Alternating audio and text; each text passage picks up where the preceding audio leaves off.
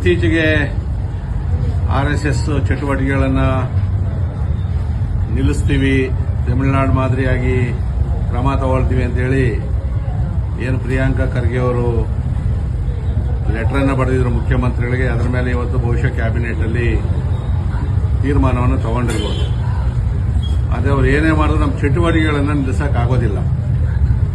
ಇದು 3 ವರ್ಷಗಳಿಂದ ಬೆಳೆದಿರ್ತಕ್ಕಂಥ RSSನ ಯಾವುದೇ ಚಟುವಟಿಕೆಗಳನ್ನು ನಿಲ್ಲಿಸಕ್ಕಂತೂ ಆಗೋದಿಲ್ಲ. ನೀವು ಹೇಳಿರ್ತಕ್ಕಂಥದ್ದು ಪರ್ಮಿಷನ್ ತಗೊಂಡು ಮಾಡಿ ಅಂತೇಳಿ ಪರ್ಮಿಷನ್ ಕೊಡಬೇಕಾಗ್ತದೆ, ಎಲ್ಲರೂ ಕೊಟ್ಟಂಗೆ ಕೊಡಬೇಕು.